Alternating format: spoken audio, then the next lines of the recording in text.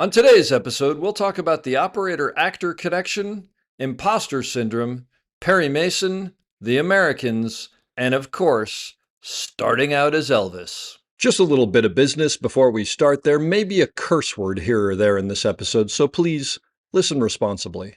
As always, our website, theop.io, is up and chock full of tips, tricks, and gooey operator goodness. Make sure to check out the breakdown, where the best operators in the biz explain shots they have done, the musings, where we discuss everything from quick tips to larger concepts of storytelling, the answers, the images, and so much more. I may or I may not take a break or two during this episode, but I promise that none of them will be longer than 22 seconds. Finally, if you are enjoying the podcast, please follow us, write a review, share us with your parents, and talk us up around the water cooler with your friends. So grab a beverage, sit back, and enjoy the op. Thanks for listening. Lock it up, nice and quiet, and let's roll. Rolling. Victor 30 Echo, take 2. Hey, Margaret. D-Mark. And camera set. And action. Hello and welcome back to the Op Podcast, the podcast where we talk about operating and the art of visual storytelling. My name is Dave Comides. I'm your host, and this is going to shock everybody, but I'm really excited today because I have two great guests, actually. An actor by the name of Matthew Rhys and Don Devine, who is an operator who just keeps on coming back to this show. But we're going to get to Don in a little bit, and I'll explain why. Matthew has been around for quite a while, doing some amazing work. The Americans, The Post, A Beautiful Day in the Neighborhood, Saturday Night, Perry Mason, and I mean, he was in Cocaine Bear. So let's just, I don't know if we need to say anything else. Emmy win for The Americans in 2018. Nominations for The Americans, Girls, Perry Mason, from the BAFTA Awards, the Critics' Choice Awards, the Golden Globes Awards, the Screen Actor Guild Award. He's had 50 nominations and 6 wins, and just keeps on putting out amazing work, and is someone whose work I have enjoyed. It's really cool to have you here, Matthew. Thank you for being here. Dave, thank you so much for the invitation and for that roll call. I don't think I've ever heard it before. It's pretty impressive, right? You've done some impressive work, but really all I want to talk about is Cocaine Bear. I mean, come on, let's be honest. All I want to talk about is Cocaine Bear. And also, and this isn't a joke, how I pitched the prequel to Elizabeth Banks. When I went, what about everything that leads up to that moment where that poor man banged his head and trying to exit the airplane and falls to his death? And is it, when can we expect to see that? It'll be on in your screen. No, in cinemas 2027. Exactly.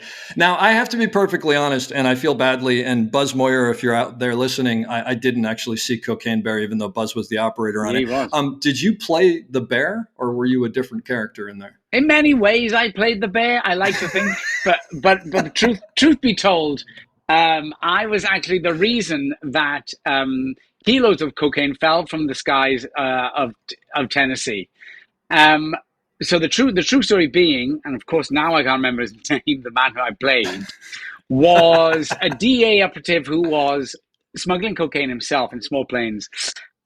Realized his plane was going down and started throwing the cocaine out of the plane, thinking, I know what I'll do. I'll parachute out and then collect these kilo bags of cocaine from Appalachia, and I'll be from the Appalachian Mountains. I'll be fine. As he exited now, there's debate as to whether he exited the plane incorrectly, banged his head, and never opened his chute, or whether he was indeed having a fight with his karate instructor at the time, was thrown out of the plane. You see, this is why the prequel should be made. I need to see this movie now. It actually brings up more questions than answers, it sounds like. But I'm fascinated by it, and I think the sequel needs to come around the corner. This I agree. But we've jumped ahead of ourselves a little bit. Tell me, how'd you get into acting? What's your story? Well, I am of one of those countries, the Celtic countries, being Scotland, Ireland, and Wales, that pride themselves enormously on being storytellers, with an ancient tradition of oral storytelling, and we take that very seriously. And twice a year in Wales there's this enormous cultural event whereby the youth are heavily encouraged to participate in all kinds of mediums, really, arts mediums, be it poetry recital, drama, dance, acting, any sort of performance, really. That's great. And it was from those very early formative years that I certainly decided that my my place was to be in the performing arts. From a very early age, I was kicked onto a stage and told to get on with it. Now, I have to ask you a question. I looked up your Wikipedia page, which does suggest that you're from a small mining town in Pennsylvania, so you may want to change that. But it said that you got your start playing Elvis in a on stage at 17 or something like that. I did. It was a school production. It was the musical of Elvis. And that was kind of the big cementer for me when I was like, you know what, I really do want to do that. I really do want to dress up for a living and wear makeup. And it was at 17 when I played Elvis that I told myself I was going to apply for drama schools and see how that turned out. Can you still do a good Elvis impersonation? Yes, I can. Usually, I do need a little bit of a warm up. So obviously, okay, I pulled it out of you. All right. Yeah. Well, my next question was going to be, can you do it in Welsh? But that's all right. So basically, you knew by then. Like it sounds like before then, you even kind of wanted to do it, and that cemented it. It was funny. It's funny. It's the performing arts, I think, in Wales, as a result of these kind of huge cultural events, are very revered and encouraged, but not necessarily taken as means of a career. So when I told, certainly my family and friends, like, oh, I'd like to do this for a living, I think it's met with, no, this is what you do as a hobby. We love the performing arts, but no one does this for a career. And it was then I went, no, but I do want to. I want to follow the hallowed turf of Richard Burton and Anthony Hopkins. Yeah. So you ended up going to drama school?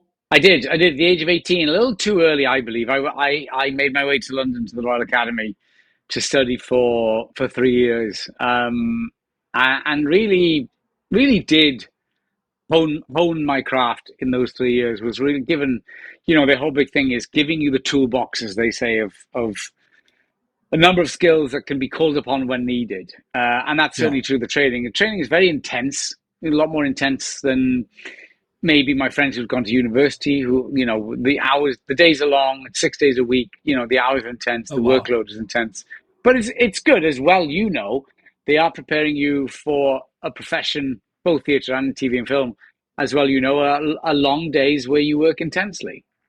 Yeah, absolutely. And I mean, are they just preparing you for theater, or is there a difference? I don't know. Yeah, well, that's the age-old question that is always heavily debated. But yes, when I was there, they were taking their fledgling steps into film and television work, whereby they were bringing TV directors in to work with us on camera.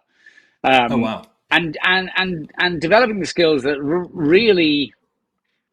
Possibly not enough. I know for a fact now the students are heavily taught in TV and film in the smaller things that you're not on your first day of set. You're not completely cold in how to hit a mark or what wiping a camera is, which is when I was told for the first time. I thought they were going to give me a cloth and I was going to kind of give it a good polish. They were like, "Can you wipe the camera?" And I was like, "Okay, with what?" And they were like, "Oh boy."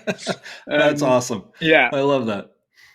So they're certainly wise to the fact that a large majority of careers now in performing arts are obviously in front of the camera. Yeah. And so you said that was 3 years. So and is that when you're in it's the Royal Academy? Yes, London Royal Academy.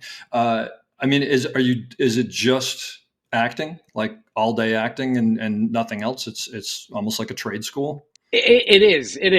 The amount of skills that they think associated with that are large and varied. So, the acting proportion is relatively small, because then on top of that you're doing voice, you're doing fencing, you're doing clowning, you're doing physical work, You're doing posture, movement, laban, singing, the number of different elements. Scene study, all that. It really is a very full and varied curriculum.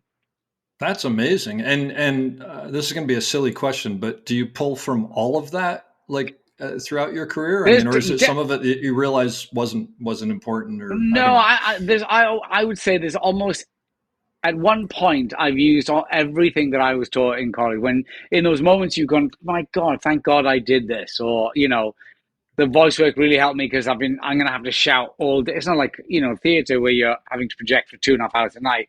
There are Yeah. certain scenes as well. Where you're shouting for 12 hours, so you need to sustain yourself. You need to know how technically not to blow your pipes in your gasket. Sure. That's amazing. And back then, did you have a thought of where your career was going to go, but to the stage or to the screen, or did you just go, I just want to do this? No, hand in hand with obviously what I did in Wales, I was a great lover of cinema in the broader sense. My first movies were E.T., Flash Gordon, and they blew me out of my seat because I didn't Wait, think Flash Gordon blew you out of your seat? Oh my God, Flash Gordon. Wasn't Flash Gordon the one where he was a football player or Yes! something? Like, wasn't there something with a football?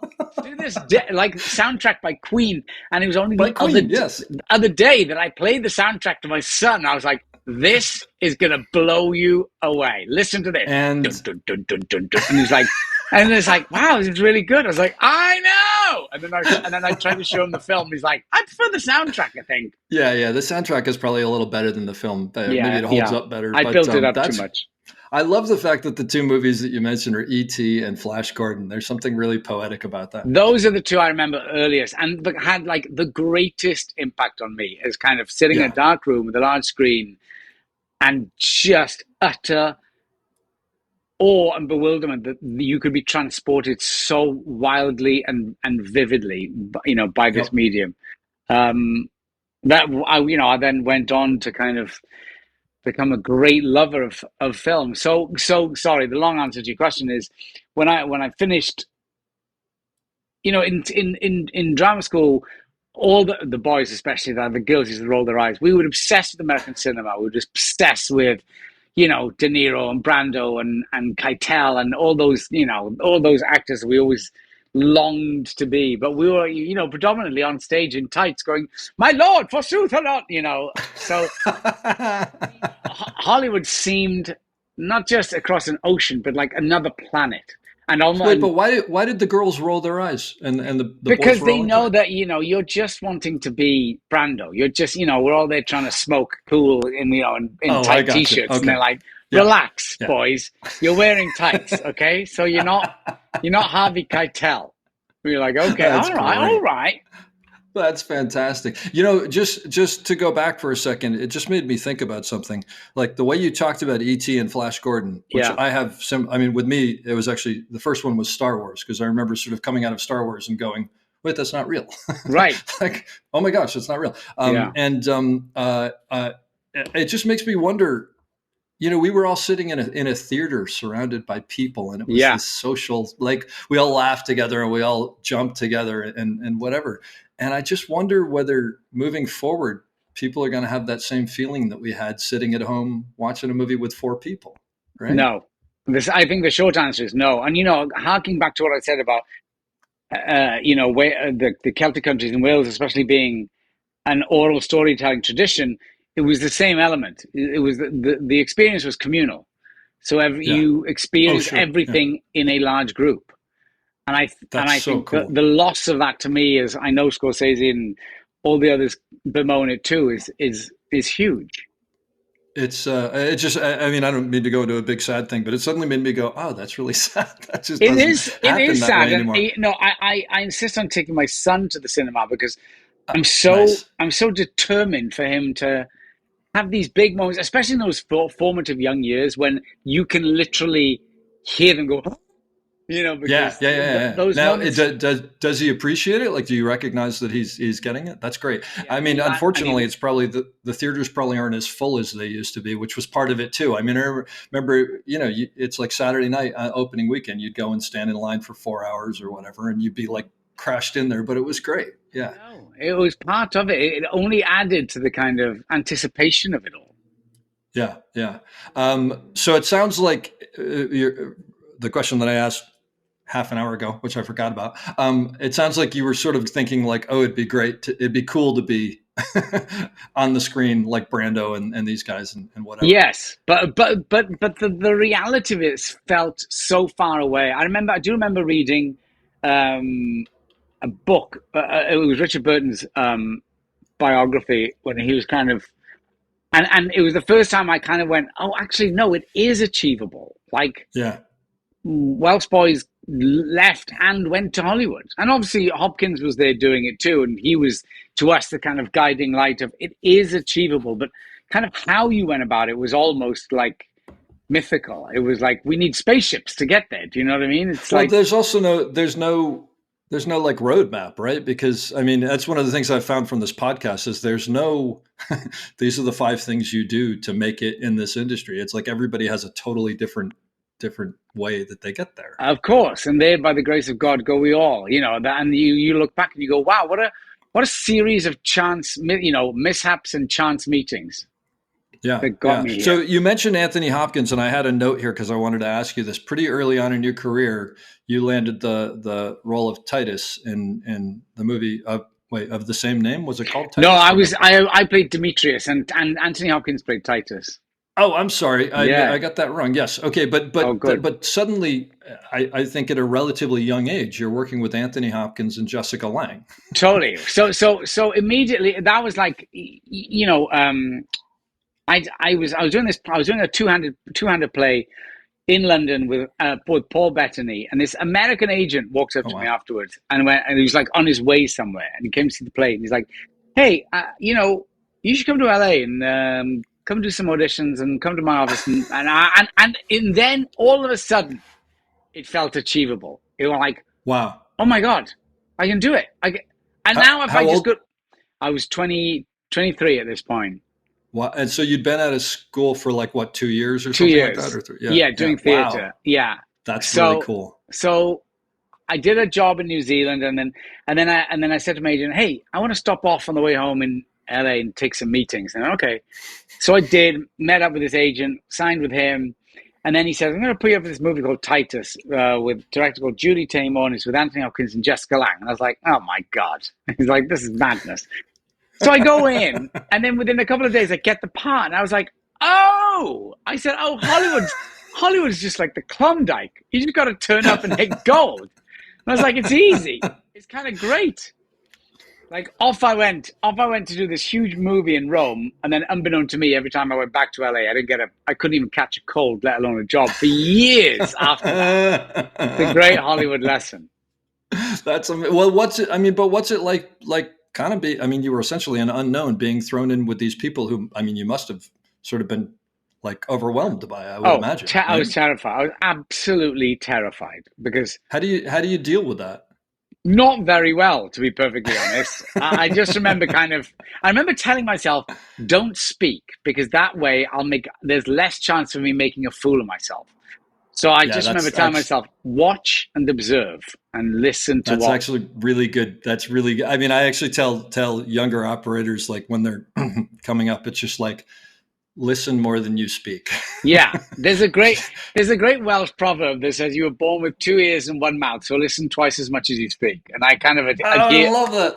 That's great. That's fantastic. I adhere to that. Amazing. Because I think that's the way. So not to harp on that, but the reason I'm asking about it is because I think that, I don't know, when I read that, I assumed that there's probably a lot in that to people who, everybody who gets somewhere in this industry has that moment where they're suddenly thrust into something that's bigger than what they are. Yeah. And I think it's interesting to hear how different people deal with it because, my thing was just sort of like, all right, you're going to get fired. We all know that.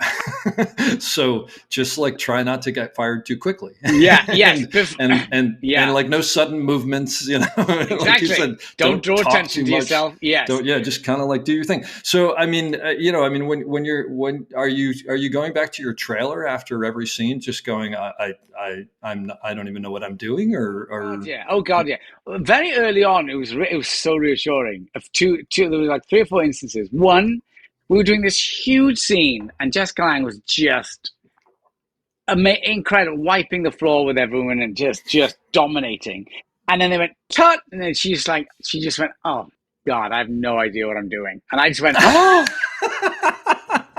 I It stopped me dead in my tracks. I went, even they feel that way. Yeah, that's amazing. Oh, what And a then great story. I know, and then Yeah. Hopkins. Yeah, sorry. Oh, no, go ahead. No, go ahead, please. Say No, Hopkins. I was going to say Hopkins. A couple of instances very early on just put me right at ease. One, he talked about his own imposter syndrome, and this is like he'd won the Oscar for Silence of the Lambs. You know, he'd done Shadowlands, Remains of the Day, and you're like, oh my god. And he's dealing with imposter syndrome that he said, I'm just waiting for someone to say, no, we met the other Tony Hopkins. And then he did this. He was doing this huge speeches as Titus. And I remember he finished once and he just went, "Oh my God, what are the critics going to say?" And I just went, "What?" I said, "Do you even care?" Yeah. By the way, we could stop this right now, and that right there is like that's gold. I'll tell you, I don't have an Anthony Hopkins story, but I have a secondary Anthony Hopkins story, which is shameless name drop. I was working on this movie with Liam Neeson, and it's 2 a.m, and we're watching them reset an explosion or something like that, and we're both sort of standing next to each other and just kind of watching them do their thing. And it's 2 a.m, and he turned to me and he goes, "This is a stupid business, isn't it?" And it was so funny because I was sort of thinking like, what am I doing here? And I mean, granted, we love it and whatever. And I said, it is kind of, I said, but it's sort of great. And he goes, yeah. And then I don't know why, but he told me this story about, it was funny because he goes, you know, Anthony Hopkins? And I'm thinking, yeah, I'm aware of who Anthony, but he asked like sincerely. And I said, yeah. And he goes, he's a good friend of mine. And, you know, every time we see each other, we give him a big hug. And last time I saw him, I gave him a big hug. And, you know, this is like 2016, right? Or whatever, long after Anthony Hopkins is a huge, huge name. And he said, it gave him a big hug. Anthony, how you doing? And he came close and he whispered in my ear and he said, it's great. I'm great. They haven't figured out that I don't know what I'm doing yet. So it so jives with what you're telling me. It's like so wonderful to hear that. But it's like you said, imposter syndrome is real. I mean, do you like you're a very established actor at this point. Do you still have that thing where you're like, God, I don't know what I'm doing? Every day. Every day. Yeah, I really do. I mean that sincerely. In that, you know, I just finished this job for Netflix, I really struggled with it. I was like, I have no. After all the tools I think I've acquired, I have no idea what I'm doing. And then I said to myself, "That's so refreshing. That's so refreshing." And so, do you get nervous before jobs? Oh God, yeah. In fact, this next one I'm even more nervous about because it's like a comedy horror, which I'm like, that's a genre I've never done. It's like, and I'm already wigging out about it. But then on the last Netflix one, I kind of said to myself, I know what I'll do. If I just become very still and say things very quietly and almost monotone, then they can't pin anything on me. And did that work out, you think? I mean, who knows? We'll find out. All right. Well, there you go. No, but that's really amazing to hear. Because yeah, they're every job. I'm sort of like, oh, is this the one where they're going to come up with something I can't do, or you know, something I haven't seen before or whatever. And then invariably you figure it out, right? I mean, on whatever level. That's all we do. I mean, that's what kind of the greatest thing about our job is in those moments as a collaboration. You have to. I remember my sister's husband was a tank commander in the army, and he came to set one day, and he couldn't quite believe that all these elements combine in this one singular moment where everyone is quiet and all the cogs turn to make this one piece of magic. And he says, if you were to break it down component to component, like, and present it as a new form of a medium, people go, this is madness. This is absolute madness. So when he broke it down, I was like, wow, it really is. And it's kind of unbelievable that we do it day in, day out. But to that, speaking to what you just said, you know, you look at a scene and you have an idea of what you want to do and ideas you're going to bring in, and then you get there, you rehearse it, and then you have that moment, you go, oh, none of this is working. So how do we all now figure this out? And it's the greatest, sometimes a day's the greatest jigsaw puzzle you'll ever make, and the most satisfying when it works. Well, you know, it reminds me of, I mean, we've both worked with Tommy Shalami on The Americans, and I've worked with him on a couple other things. And he's the perfect example of, I know exactly what I want. I know exactly what I want to do. I have the shot worked out. I know how the actors are. And then he gets in the space and he's like, yeah, none of that works. So we're going Yeah. to find something, or that worked, but this works better. And it's funny because, he'll sometimes do a rehearsal and he'll look at me and he'll go, "You have something better." I go, No, I don't have something better. Yeah, you have something better. I'm like, "No, I had the salami for lunch and it's not sitting well." Like, what are you or whatever. But he doesn't care where the better idea comes from. It's like, you're in the moment, what works, right? And That to me is the greatest testament to those directors who are willing.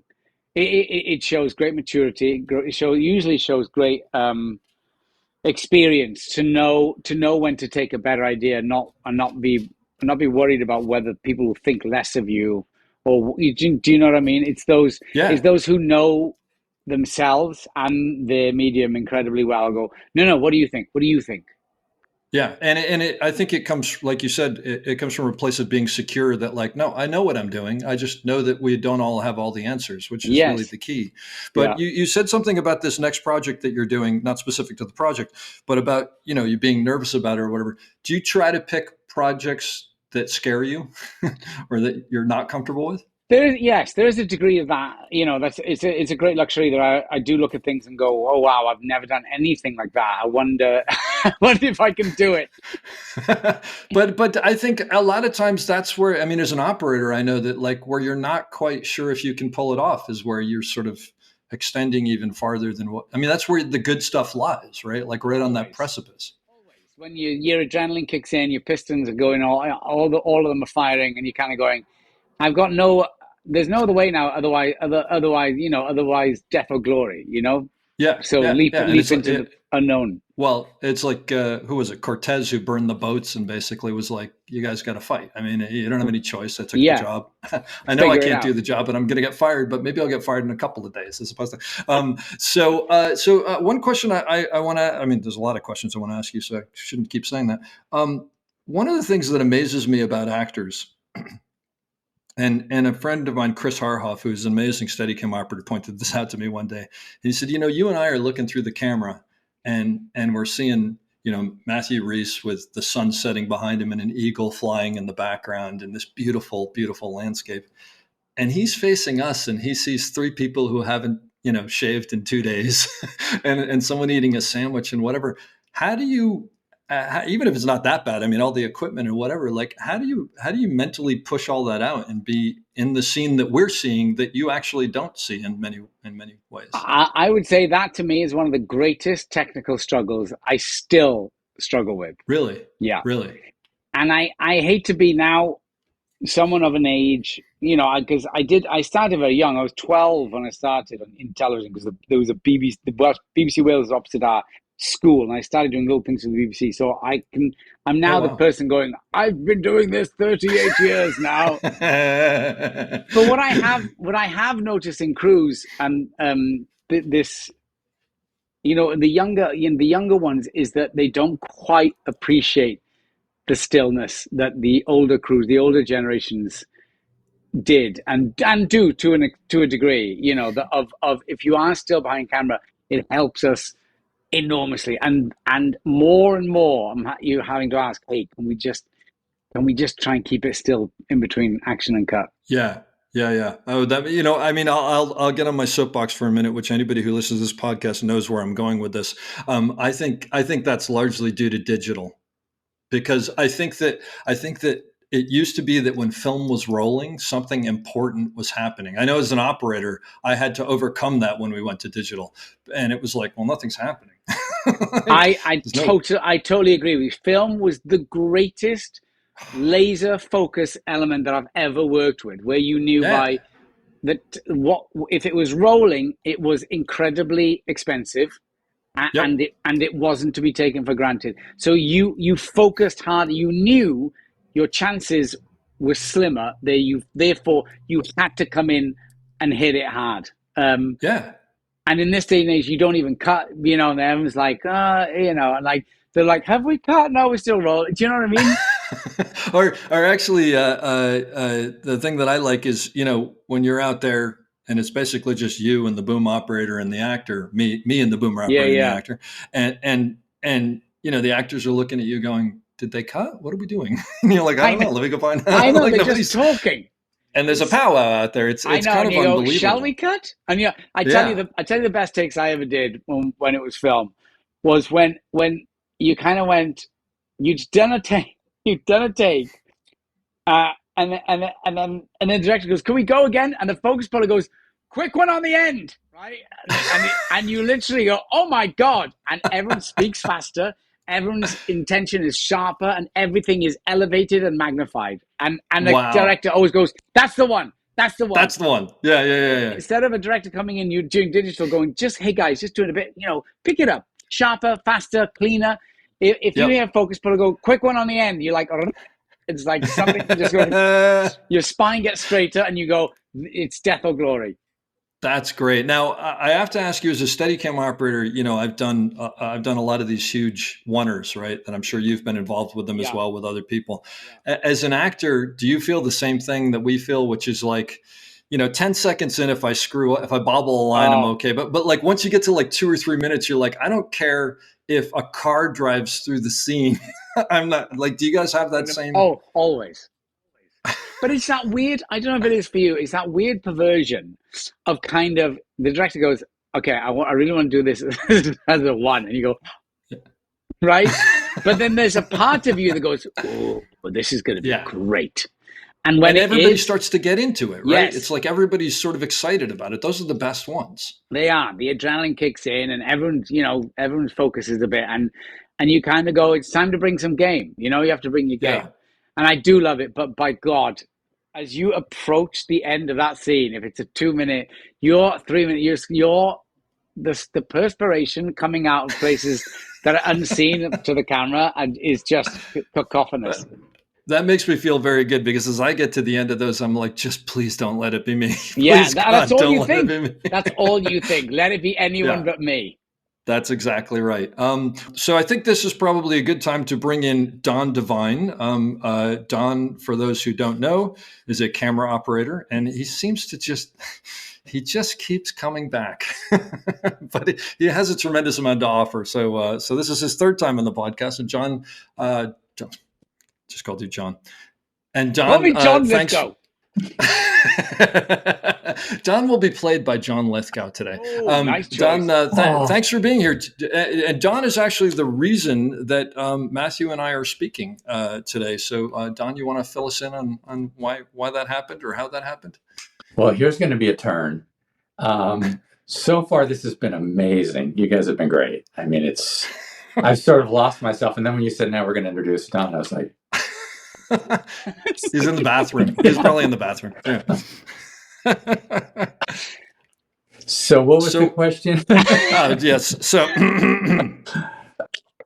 for anybody who's still listening, the question was, no, by the way, I would just go back and I would say, so far, Matthew, it's been an absolute pleasure talking to you. I expect it to completely go downhill from this point on, but I don't know why. It's just something has changed. But no, Don, tell me about your relationship with Matthew. How do you guys know each other? From the first season of Perry Mason, I think we were all pretty much in love with everything. I mean, we had great mainly each other. What? Oh, I was going to lead up to that. Oh shoot! Sorry, I always blow the wad. Okay, no HR. You're free to speak. Unbound, ungagged. It was one of those perfect shows that everybody was thrilled. Just that phone call to say, we're going to do Perry Mason. And the first reaction is like, why? And then they tell you it's going to be Los Angeles for Los Angeles. So it's like, we can shoot the palm trees, because it's 1950s, right? Or 30s.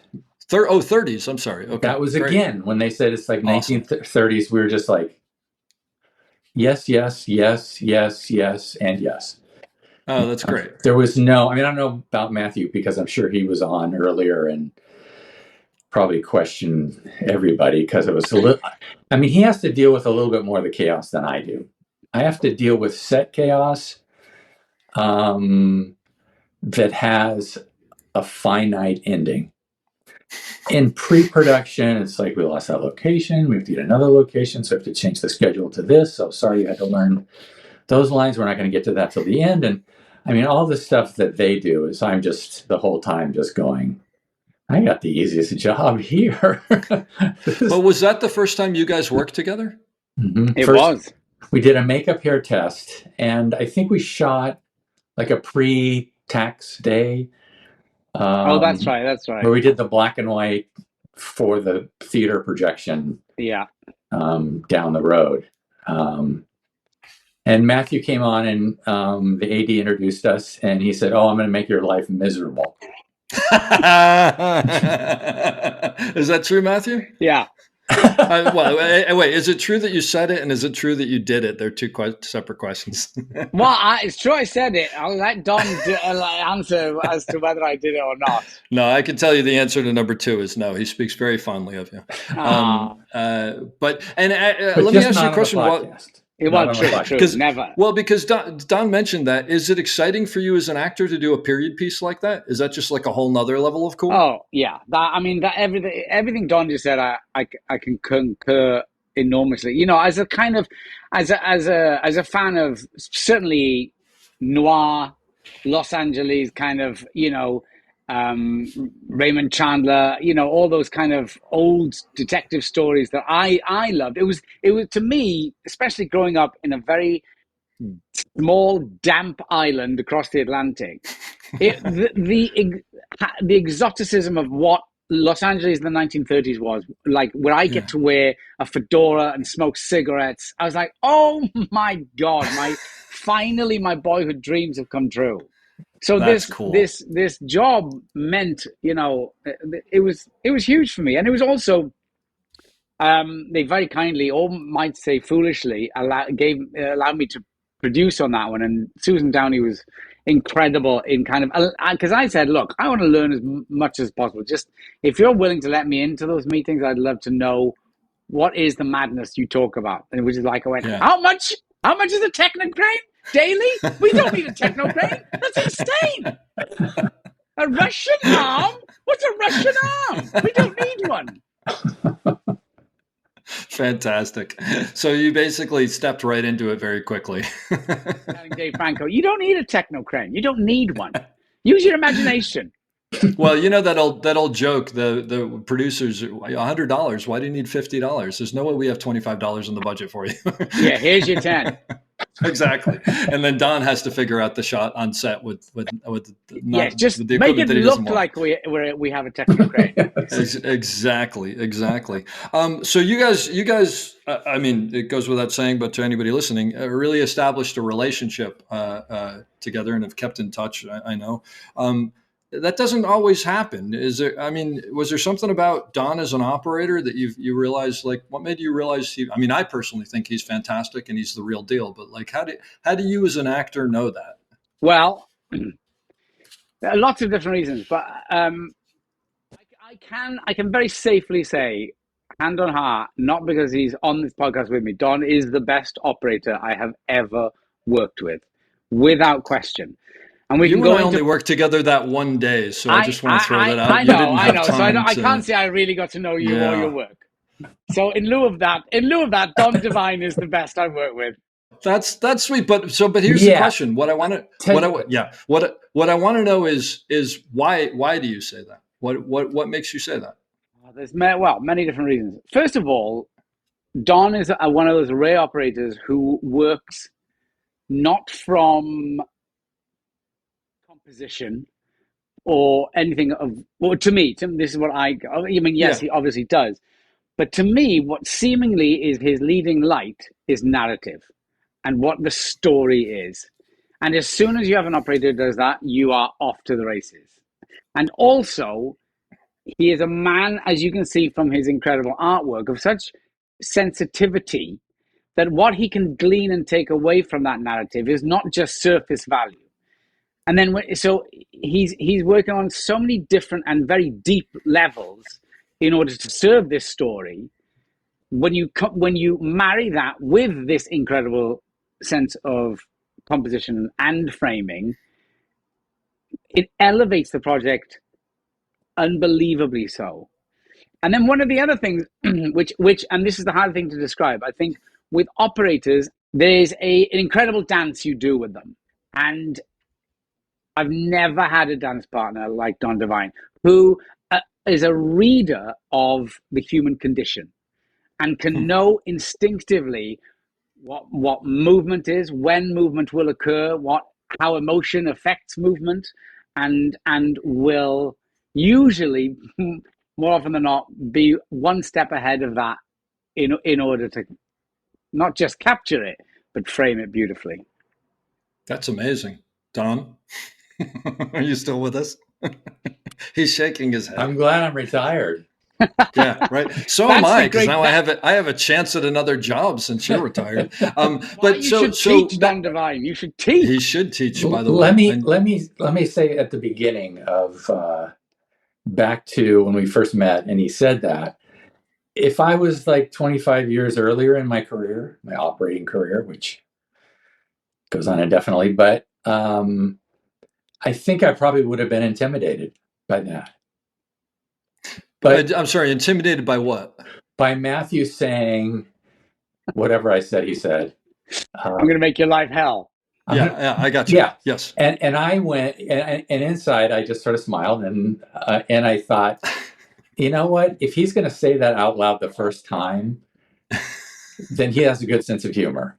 He's okay. Because nobody really even knows that there's an operator there most of the time.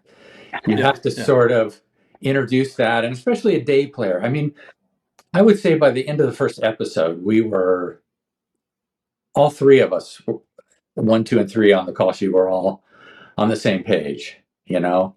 And as an operator, and should be as a director, the good ones have it,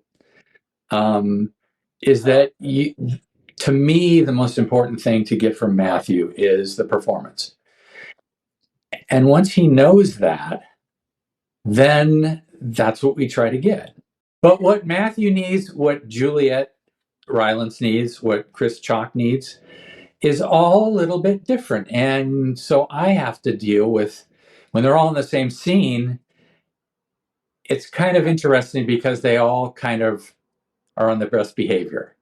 I think when there's somebody else that they're playing off of, and the concentration level, I mean, I totally agree about the film and digital. I mean, it was just, I know I could turn it on. I knew when the director said cut, I didn't turn it off.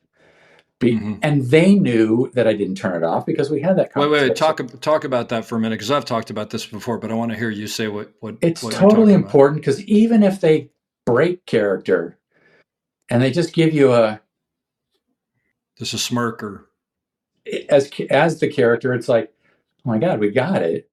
And I'll tell the actor always, I'm going to cut when either the prop guy runs in the background, the boom mic drops down, or you turn away. If you're there thinking, I'm rolling, I mean, I'm not going to take that chance of, and it happens, I would say it happens a lot more than it doesn't happen, where there's something there, you hear on dailies cut, and then they do something and you just go, and then I'll cut, because the prop guys fill in the glasses or whatever they're doing. I don't know what they do. Well, and I mean, now that we don't roll the camera anymore and assistants roll and cut the camera. So one of the things that I always say, and I say this to younger operators, is tell your assistants not to cut until something breaks the scene and it's unusable. Because sometimes, in Matthew, I mean, I'm not, maybe that, maybe you're aware of it, maybe you're not, because you guys are so in character, but it's like, there'll be something where it's just like, like you said, like you'll finish something and not be happy with what it does, and you'll just sigh or something like that. But there are these real moments that you can't replicate, and sometimes they're fantastic. I totally agree. That even when you hear cut, and if there's something you're still thinking through or whatever, you go, I could do this little look, and I totally agree about it. Until it's properly editorially done. There are, more often than not, I think I'm still trying to kind of, you just give them a little something that might work, might not, might help, might not.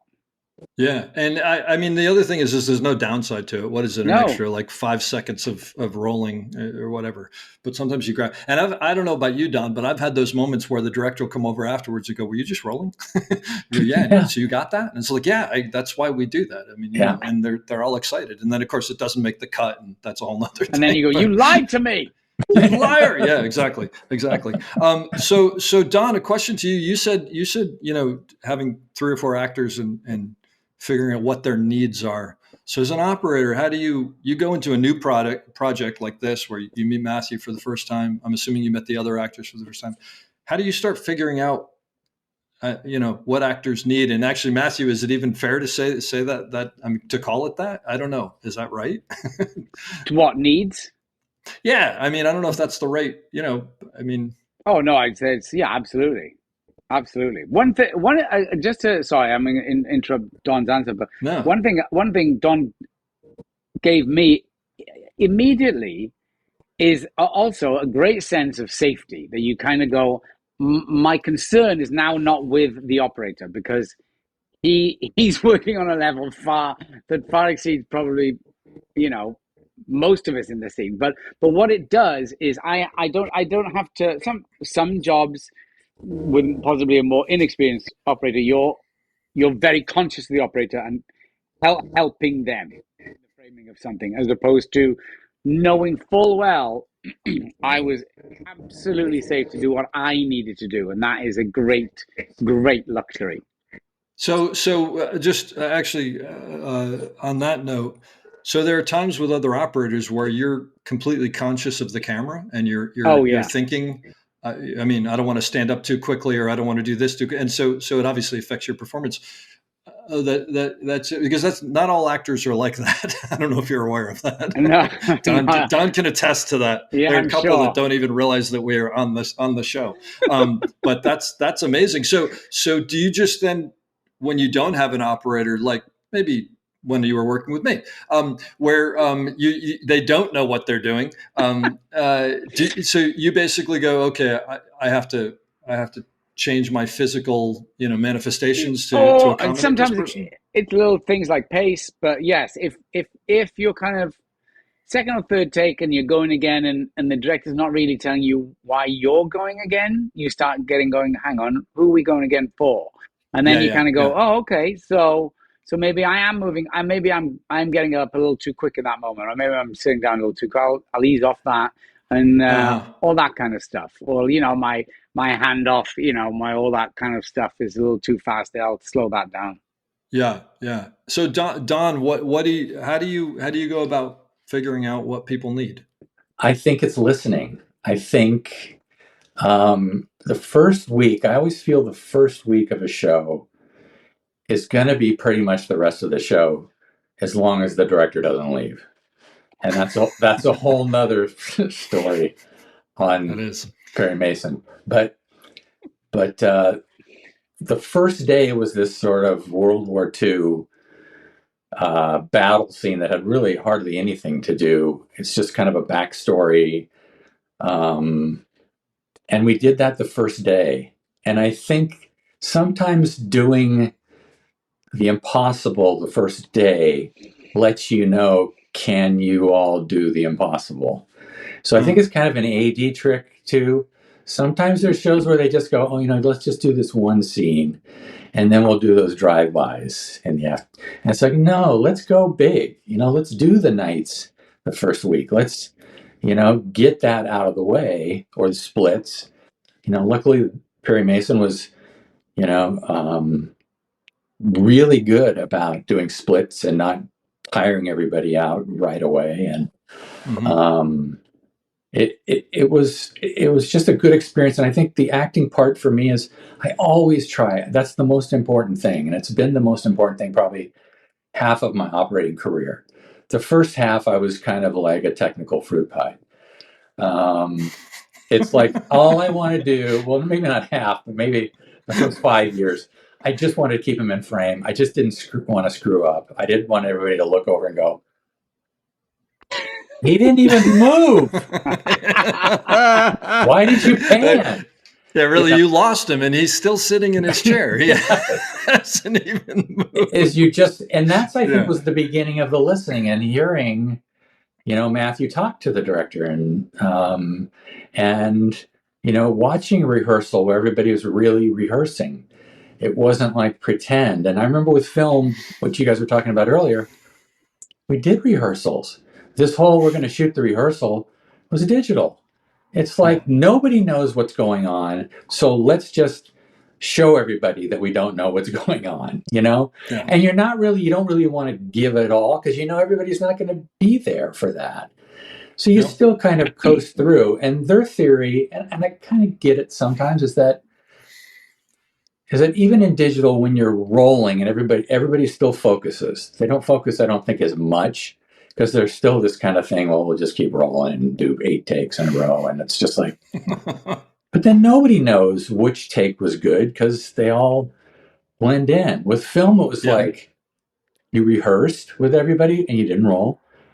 You rehearsed again with everybody, you didn't roll. I mean, a lot of times the DP would watch the first one, or the director would, and then the DP, and then I would. You get 3 film rehearsals without rolling. There was no, let's shoot the rehearsal because the sun's going down. It's like, well, maybe we should do it tomorrow. And you and I have talked about this as a thing of like, let's just shoot the rehearsal and see if magic happens. And I always want to turn to him and go, there's no such thing as magic. The magic is that I know what I'm doing and the boom operator and the actors know what they're doing. That's the magic, is we're all good. But like, how about giving us a chance at doing it well by figuring it out ahead of time? So, well, that's when you jump off the dolly and you go, I got to go to the truck and get my wand. It's like, I didn't know. For anybody listening, Don actually did have a wand, and it was purple, and it put glitter out when he moved it around. But not on set. Got him in a lot of trouble. He's been in a couple of parades. It's really wonderful. But I mean, Matthew, what do you think about that from an actor's point of view of like, let's shoot the rehearsal? Is that a positive thing, or no? You want to figure it out, right? I mean, I know there's some people who don't. I'm firmly the school is like, rehearse. Train hard, fight easy. It's like why? It's like, I totally agree with what's being said. Is this thing of kind of, let's just see what happens. Let's see what we can get. You're like, I'll tell you what you will get in a minute. Yeah. So why not just take those extra moments to rehearse and then so the takes are good? It's invariably faster anyway, because you're just going to you're going to get through all the problems and then actually just do a couple and be done with it. And you can focus on those. I feel like the focus isn't always there, but it is with a good director, because a good director's main job is to get the performance. I think, as an operator. So what does that tell you? That I should be directing? But I can't. I need a place to hide. If I could have another camera that I could just sit behind, but a good. I have this. Sorry, I have this image of Don directing, but he has a camera attached to like a hat in front of his face and just swinging it around. And I was going, where is he? He's right there. He's the guy with the wand.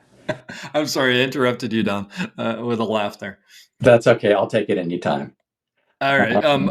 But you mentioned. I want to go back to, let's say there's the 3 of them in a scene, and we've done it, or maybe on our 3rd week. So I kind of got it down. If it's a group shot, it's a group shot, and they'll play off each other, and it's totally fine. And they'll get it's kind of like an extra rehearsal because we know how much that's going to be used. So I kind of just sort of let them play. Let them know I'm there, but not that I'm, going to do anything crazy.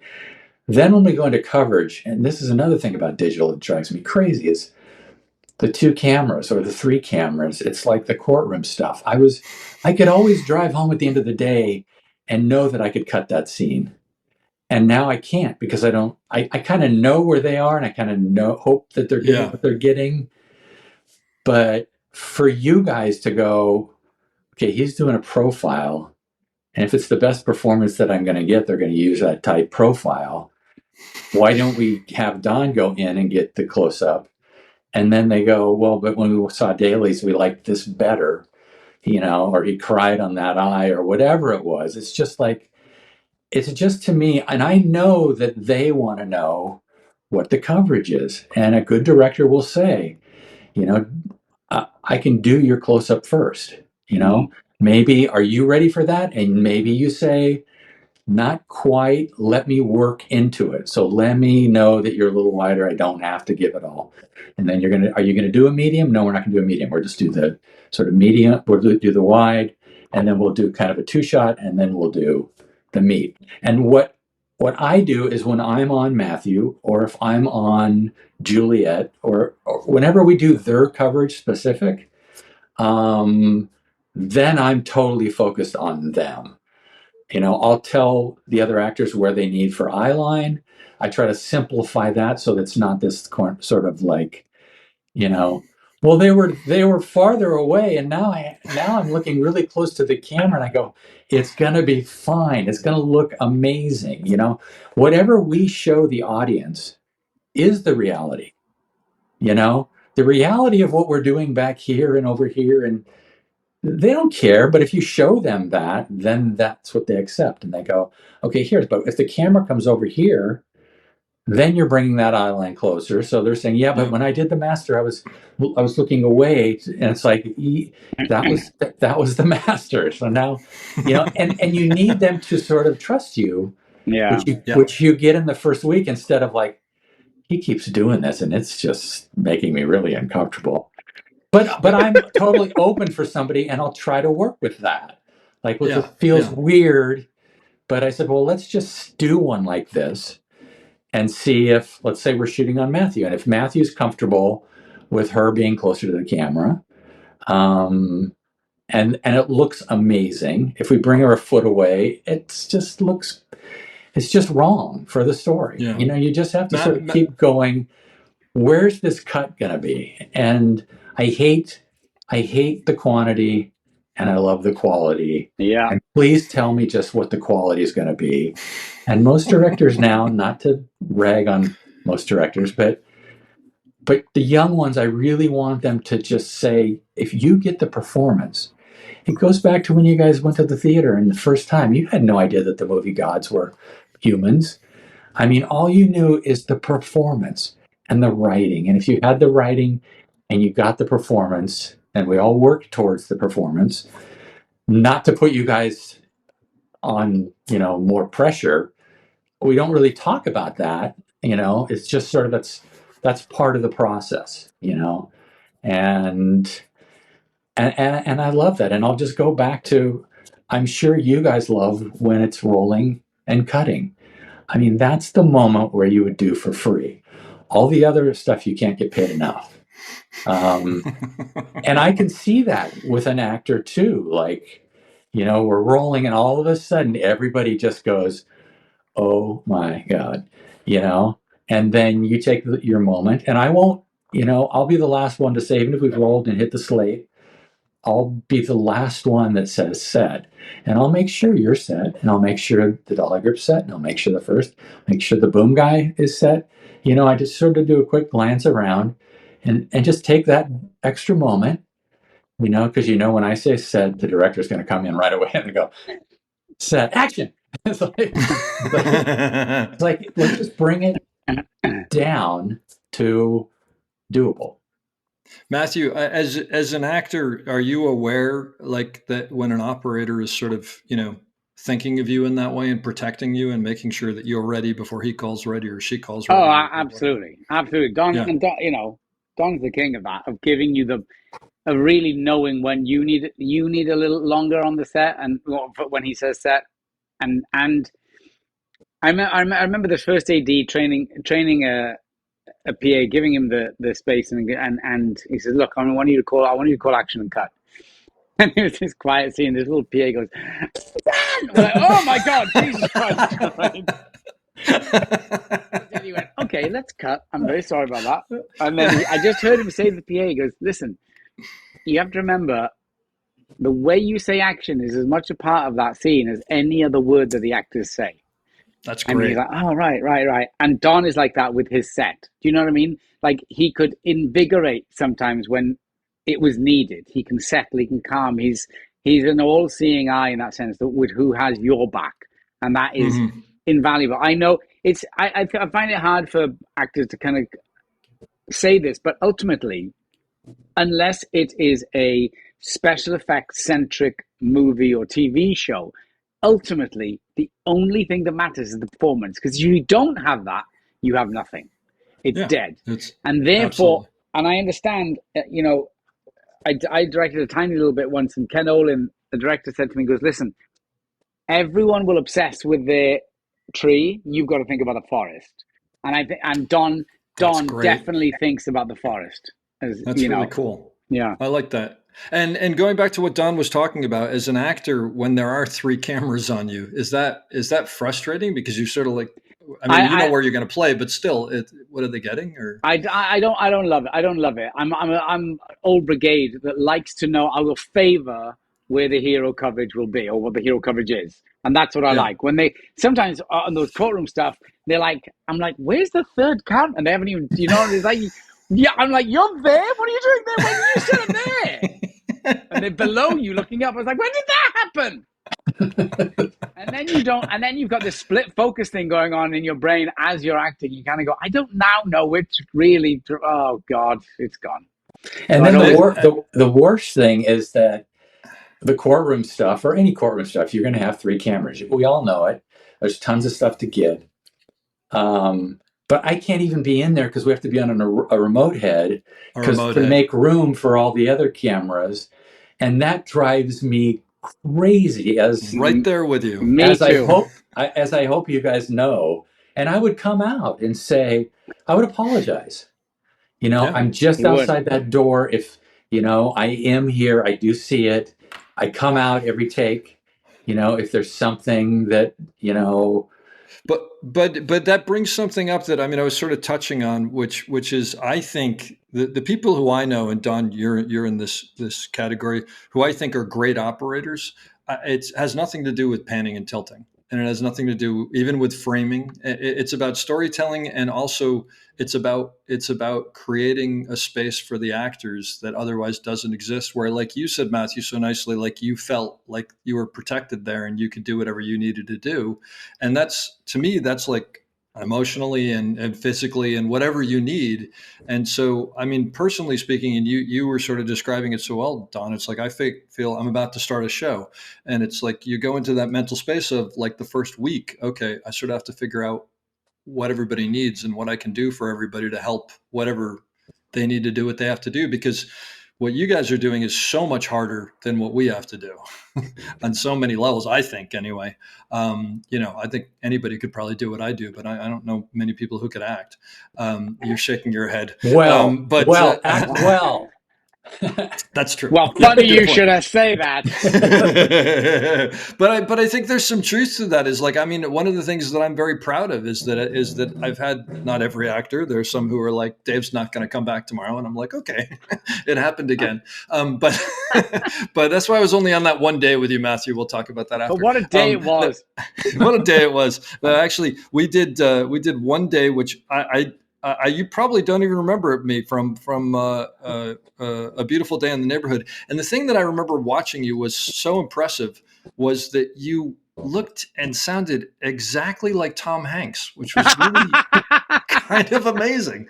And I was like, this guy, he's a chameleon. No, I think I was on C camera for that, and then I did a Steadicam shot, I think, without you that night. But anyway, that was a really cool movie, by the way. Just on a different note, was that like a cool thing to be a part of, to like tell the Mr. Rogers story? It was, and listen, don't get me wrong. Mr. Rogers was a revelation to me when our kid was, the youngest, was kind of the perfect age when that happened, and talking to my partner Kerry, and she was like, "Oh, we should show Sam some Mr. Rogers." He got hooked because the two. Oh, you didn't grow up. You probably didn't grow up with that. Oh, I didn't even think about that. Oh, that explains a lot. But what was great was, like, when I was doing my research, watching Mr. Rogers with Sam, and Sam, the way he reacted to it, like this calm voice of reason, it was something to behold. But I realized very quickly in the research of Mr. Rogers the kind of the scale of what he'd done and how he approached visual storytelling in that the young children need processing time and, you know, all these incredible elements that no one really thought about. But as a project of working with Hanks, that was truly watching a master craftsman at work. And He's that to me, unbelievable. good grief, I couldn't fathom how he navigates not just the day-to-day workings of it, but obviously, and I saw it, you know, just to drop another name, I saw it with Spielberg. When they walk into the room, I'm sorry, Clonk, that was the name. That was great. No, it was really good. But I would say it was that, and I'll do it with all of them, with Meryl Streep, with Sally Field.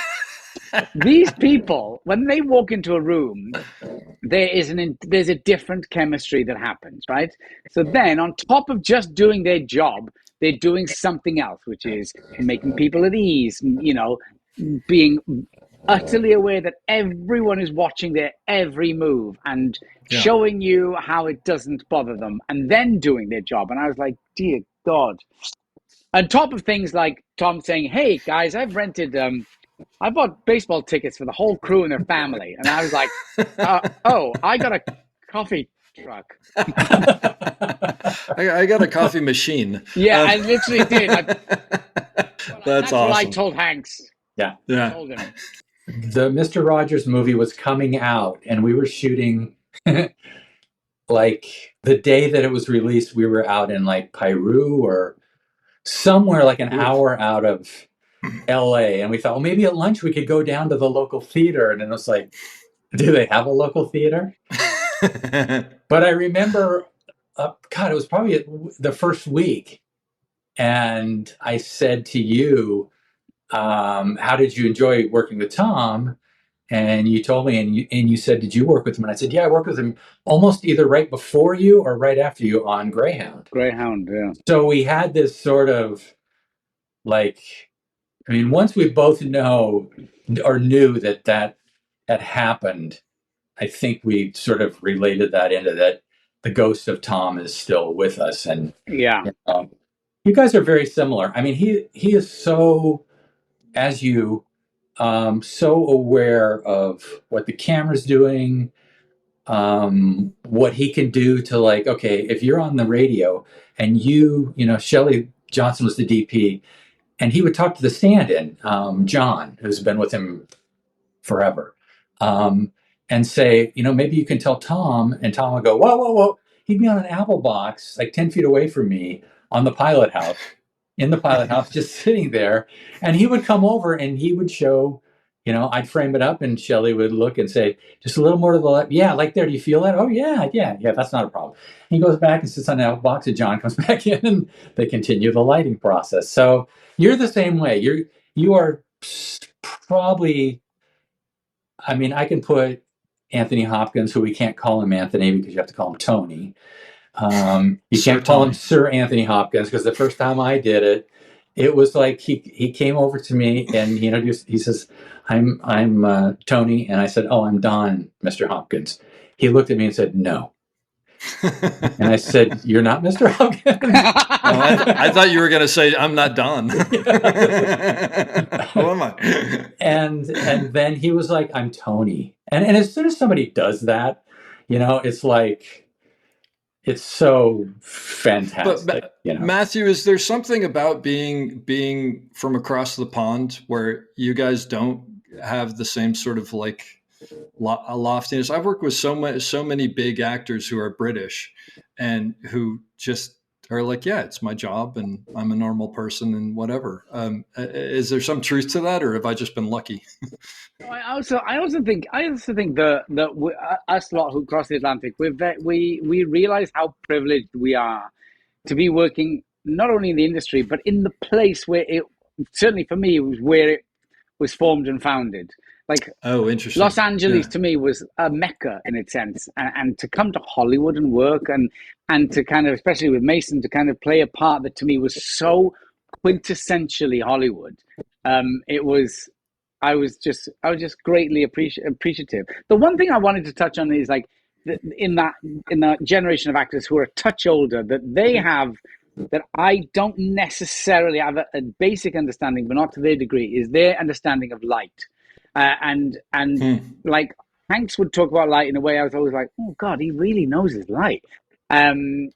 Sally Field the same. And I don't know whether it's a generational thing about understanding or knowing, your lighting, but their understanding of it seems to be just that kind of level above my generation. Well, I don't know about you, Don, but when I hear that, the thing that I think about is, those guys and women all came up in an era where you were lit. And so you had to hit your mark because that's where the light was, and you could feel the light, and you knew you were hitting your mark because you could feel the light. And now we sort of light we light spaces more than that. And so, you can be on your mark, but you could also be a couple feet off your mark and still be lit. I mean, you think that's it? That's the difference, Don? I think that's part of it. Sure. Yeah. I think, I also think television has kind of destroyed the youth of today because they get their first job on a series and they have no clue. They're having a blast. And it's like, you got to at least be within 5 feet. The scene takes place and you guys are like this is where you kind of get a little closer. This is the moment. Now, if you want to land there, and then maybe you take a couple of steps at a certain line, if that works. But I try not to get into the director's part too. And I know with Matthew and Juliet and Chris, when we had that, I don't want to say it because I don't want to say any bad things about anybody, but we all knew the show we were doing in the first 3 episodes. Yeah. Then when we do the switch and we have a new general, I keep always saying that thank God nobody's shooting at us. If we were trying to do this process while bullets were whizzing by our head, we'd be so much more in trouble. But I feel like Matthew knew that I knew, that Juliet knew, that Chris knew. And even when the day players would come in, we'd most of the time get really good ones. And I would always introduce myself and I was always let them know what's happening. If they need something, I'm right there. For them to know that I can get the director, instead of yelling, Tim. It wasn't ever Tim because Tim Van Patten would always be right next to me. He would sit right next to me and he would like, Don, am I in your way? I'm going, am I in your way? You're getting the most important. Great. This is about you two. This isn't really about me. I'm just trying to help.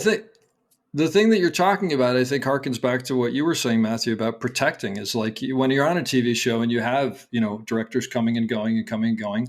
Everybody has strengths and weaknesses, but the constant is the crew that okay, I'm going to go in and then maybe someone different at the helm, and maybe that works better or that works worse or whatever.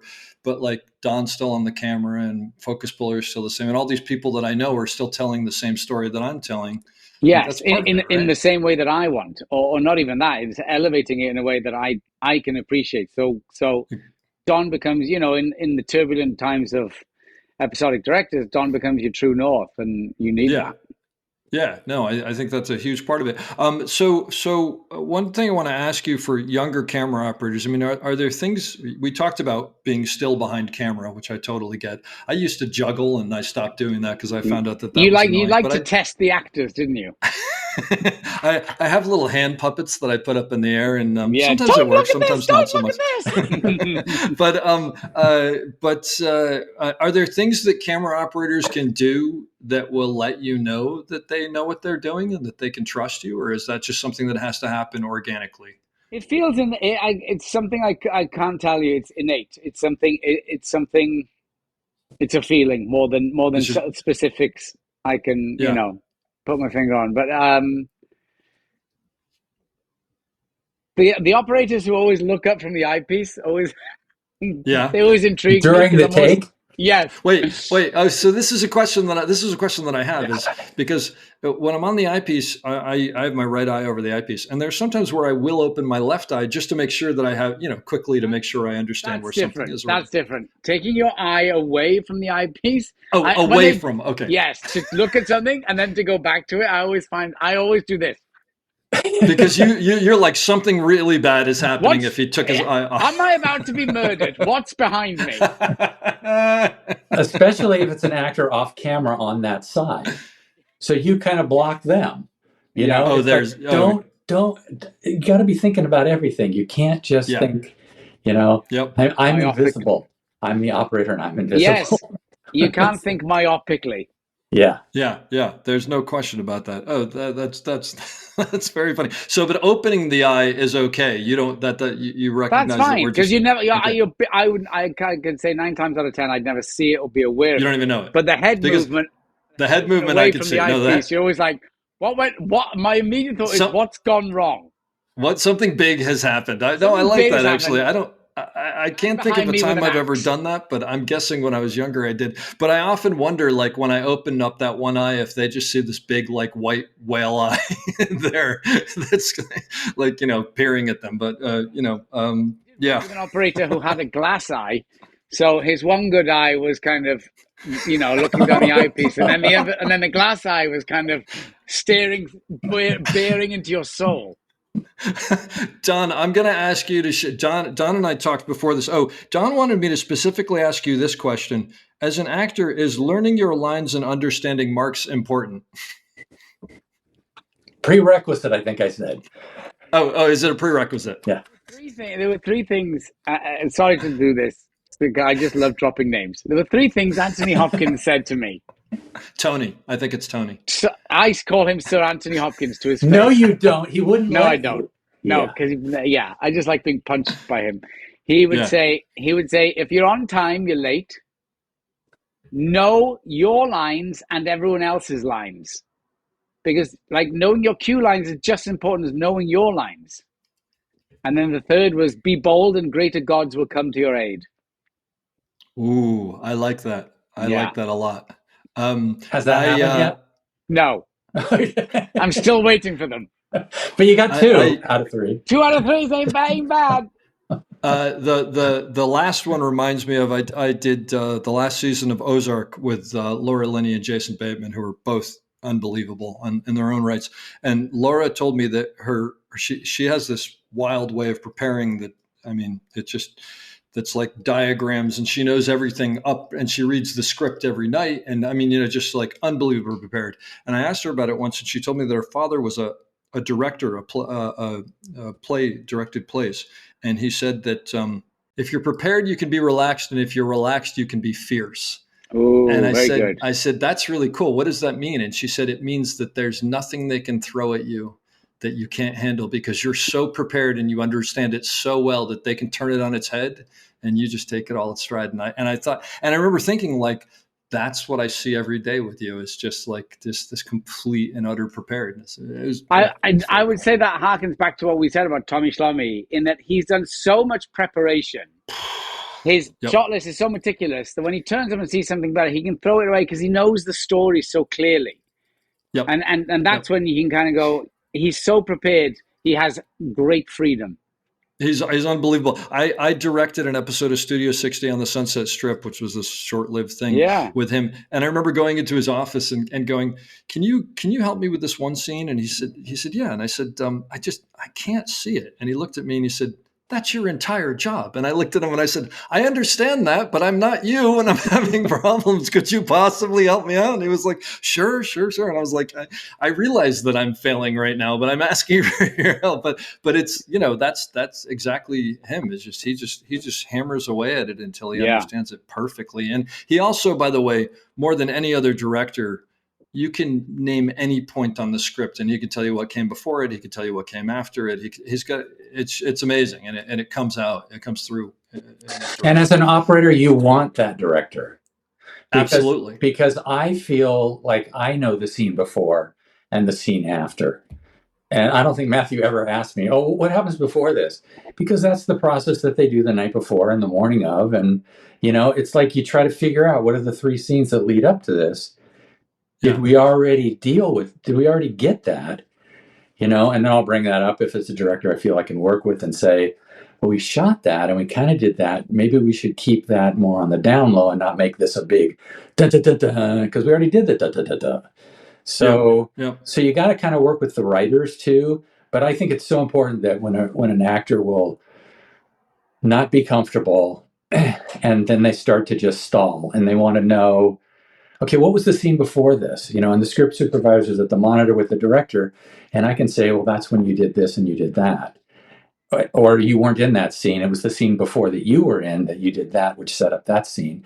If it's a good script, everything is setting up as a puzzle, but you have to sort of put it in, the path of the finished product.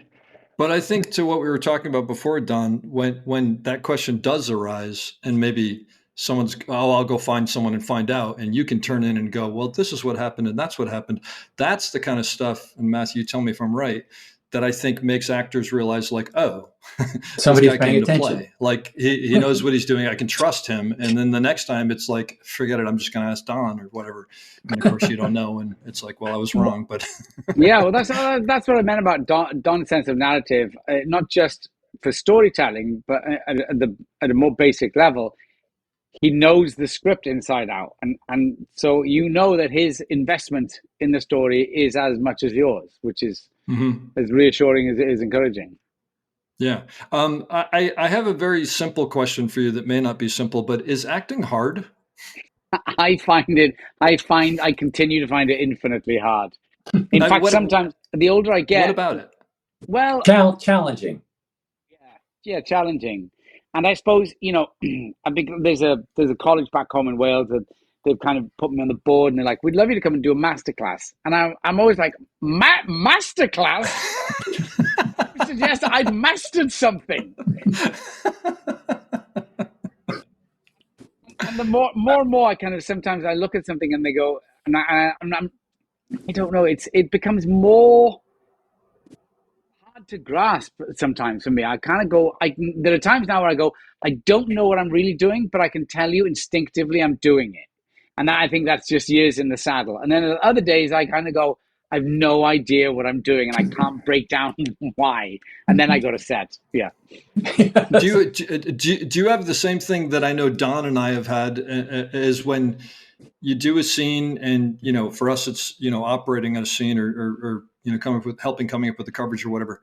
And then, something's off, but then on the way home, it suddenly hits you and you're sitting at a light, banging the steering wheel, realizing I should have done that. Oh, that's every scene. That's every scene. Every scene is lived in the future and the past, never the present. You kind of go, this is what I hope to do with the scene. This is what I want to do with the scene. And then on the drive home, you go, God damn it, why didn't I do that with the scene? So it's all the same. I had a student ask me, do you ever remember putting down the rig and going, I just nailed that? And I was like, wow, that sounds phenomenal.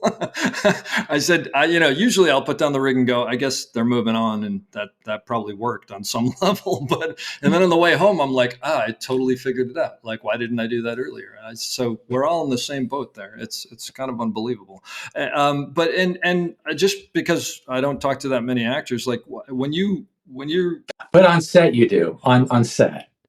Of course. I'm sorry. When I don't talk to too many actors on an intellectual level, I should say, usually I'm discussing, and I drop Spielberg and I drop Hopkins and just always drop them. Always drop them. Drop as much as you can. And of course, I'm really talking about the guys who work at the deli up the street, but they don't have to know that, do they? No. But when you get a script and you start figuring it out, do you have a specific process that you go through every time? Is it the sort of the same? No, and it becomes different every time now. And there are times when the writing is so good, you kind of go, I don't need to do much here. In fact, if anything, I need to leave this alone. Wow. David Mamet is the greatest, which helps when you got words like David Mamet goes, just say the words. And there are times, more and more of that ilk now, where I go, hit the mark, say the words, don't get in the way of this great writing. And then there are other times where I'm kind of struggling with the script and I don't know why. And I go back to my old college scenic breakdowns, how to break down a script, and you kind of dissect it in a very methodical way. And you kind of go, okay, that's what it is. And that's what this is. And you figure out your super objectives, your scenic objectives, your scenic obstacles, and all the rest of it. So you have that little toolbox in case it's kind of not working. And I just take from different elements from my life now what's needed to what I think. The best one we ever did with she was this great New York acting teacher. when we did scene study, we would read the script a number of times. Then she goes, now lie down, close your eyes. I want you to imagine you going to the cinema and your 2 or 3 favorite actors are going to act that scene. How would you like to see it done? And then she's like, now get up and do it. And that's really cool. That always helped me. And it still does. I still kind of imagine my favorite actors acting it, what they would do. And then I go, now I'm just going to imitate Gene Hackman now. So, I mean, this is probably a silly question, maybe, but I'm going to ask it anyway. So, if you had a movie that you did 15 years ago, and you did the movie again now, and the same character, you're playing the same thing, would it be a totally different? Would it be different because you're a different person? I mean, are you constantly pulling from who you are? Yes. Where you are? Yeah, it was one of the first films I ever did. It was called House of America. And it was a very deeply emotional film. But I think in retrospect, and it's a lot to do with youth, and in your 20s, you're so wound tight and you're doing push-ups before every take. And, the older actors are going, oh, here they go doing their tense-ups, here go the kids doing their tense-ups. That's it, get nice and tense now, kids. And we would you push too hard and there's too much emotion. And I find more and more I try and let go and do less and be more of a conduit than kind of forcing things. Yeah, Don and I have talked actually about quite a bit about, you set up some complicated shot, and as you hone it and hone it and hone it, 90% of the time, 99% of the time, the simpler you make it, the better it is at telling the story. And it's interesting. Yeah, it's the same kind of thing. That's amazing. I totally agree. So you do your push-ups in the trailer now where nobody can see, or I like to do mental push-ups. Camera truck. He does it in the camera truck. Camera truck. That's right. Yeah. With Don on his back. That's what. Hey. Just like the old days. I promise I won't bring that up, Don. That's great. Last time. I wanted to go back to the scripts, because I can see every actor get pages on that morning, and I'm just like, this whole process should be illegal.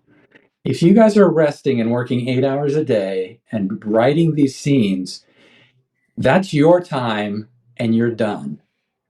But everybody thinks if we start shooting and we all get really tired and exhausted and we don't even really know what we're doing, we're going to rewrite that scene the most important scene and make it worse because the actor said, not Matthew, the actor said, my character wouldn't say this. And it's like, okay, have you cashed any of your checks? You had no problem agreeing to do this when you read the original script. That's the time when you say, I'll do it, but can we work on this scene? Because it feels odd to me. Not the night before. Yeah, like a week before, a month before, or when the writers... Or by the way, on set as you're blocking. Yeah. I can see it in their eyes, and I can see them just... I mean, I know right away when Matthew's not happy. He doesn't do it outside because I don't think anybody else knows. But I know that he's... And I struggle with him, and I try to, help in any way I can. And most of it's just being there and being supportive. But someone who understands. I know that the scene's over, and he's just like, "Oh, we're gonna have to reshoot that one for sure."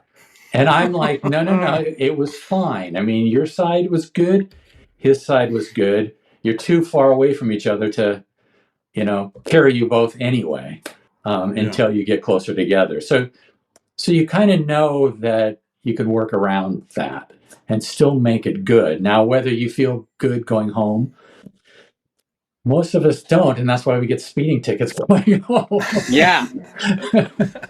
That's why we're the unlicked puppies, because if you want to feel good, this ain't the industry for you. Well, speak for yourself. Oh, sorry. And another question for you, Matthew, is with someone like who you do trust, an operator, when you finish a scene like we were talking about, is everybody else is over there, where behind curtains and this and that and the other.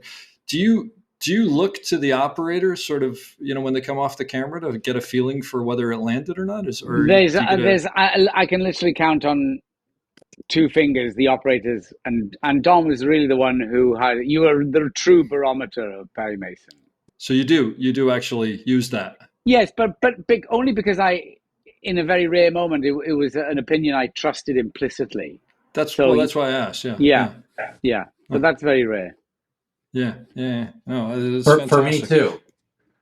For me too. I mean, it's hard to build that relationship of trust. I mean, that's what we are all trying to do the first week. You know, even the director is trying to figure out, how can I get this from him? Do I work up to that, or do I let him go for what, let's let Matthew have one, and then maybe I mold from that. Well, Matthew doesn't like to work that way. Maybe we go, but that's what the director needs to know how to do. How does he get the best performance working with this particular actor?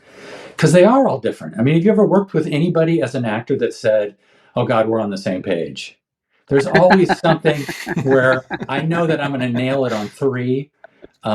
Maybe that's like the starting point, and somebody else will be on take 5, or they want to shoot the rehearsal because that's when they feel like they're most surprised and like the whole crew. We're all surprised with the first one. But I do think it's rare. I really feel like... Well, that's why when you mentioned this, I was like, this is great, because it doesn't happen that often, where people connect. And I think one of the reasons it might not happen that often, among others, is like, I know when I go in and I work with someone who's, forgive the word, Matthew, but famous, you're very cautious. You're very cautious of trying to want to establish a relationship, or I am establish a relationship with them, because I don't want them to think I'm trying to gain anything off of them. But the weird thing is, Mom taught me to be nice to everybody, so I'm trying to be nice to everybody. Right. And sometimes that happens because I know, you have to protect your bubble a little bit. Yeah. It's a tougher predicament for you guys because. For that exact reason. So I don't. Well, for you guys as well. I mean, there's no question about it, because I'm sure you must question people's motives and stuff like that from time to time. There were time with Don, yes, but then he'd usually put his clothes back on and we'd be fine. No, Don, I don't want to buy another painting. I have 20. This isn't an art gallery. You've done it again. My gallery's in Brooklyn. For anybody who's still listening, and there isn't anybody other than the 3 of us at this point. You said 4. 3. I will. You lost somebody? Might pay. We lost somebody. I will post another link to Don's incredible artwork, actually, and it is really quite incredible. I'll tell you, Matthew, when Don invited me over to his house to see his artwork, it was one of those things where you're walking up the step and you're like, oh, please, God, be good. Please be good. If it's on velvet, I don't even know what I'm going to say. But thankfully it wasn't. And it's truly something to behold. It really is.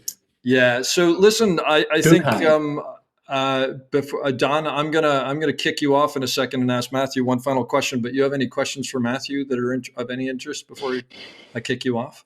About Notre Dame? No. Is there any possibility that somebody's gonna watch Perry Mason and decide to do season 3? I feel like we all wanted to do. We really felt like 3 would have been perfect, and we finished the show. And this, I think, is the hard part, because the morning of that show happened 6 months after we finished shooting. It aired, and they aired all of them, and then they waited another couple of 3 weeks. And we're all just kind of going... You didn't have closure, basically. Yeah. It did really well. The ratings were good. That's horrible. But then you had such a great person running, Discovery, and... I mean that in a good way, whoever that guy is. Of course, if they want to pick it up. But by the way, if you do pick it up, I want to be your B camera guy, because it sounds like a laugh riot, and I need one of those. But it's a combination. You can do really, really good work and have fun doing it. It's always a pleasure, and actually, sincerely, you're one of my favorite people to talk to, because you have so much to offer, and you're such a fun, bitter old operator. I'm that guy now. You are that guy, and I love that. It's fantastic. No, I try not to be that guy on set. I know you're not on set. No, and you're not even that. You have a lot to say, which is great. So thank you very much. I really appreciate it. Well, thank you very much, and thank Matthew for doing this. incredible honor to be a part of this threesome. Absolutely. And Matthew, I have one final question for you.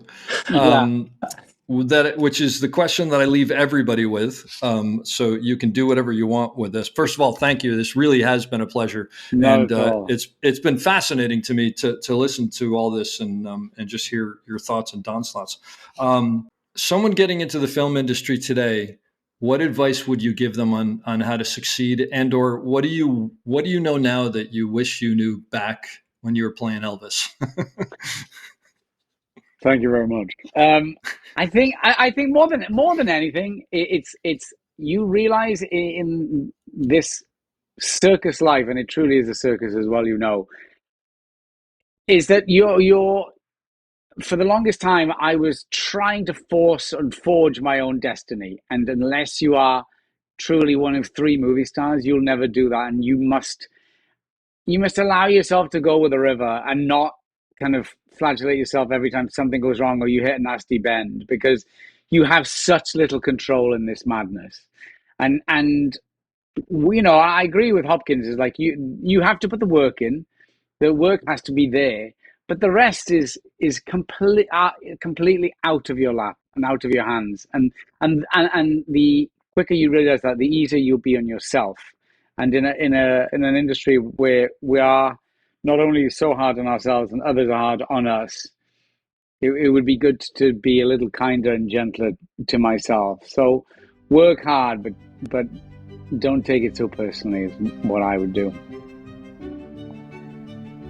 I hope you enjoyed that as much as I did. We'll be back soon with another great episode. Don't forget to check us out on theop.io for all sorts of information on operating and storytelling. So thanks for listening and have a great day.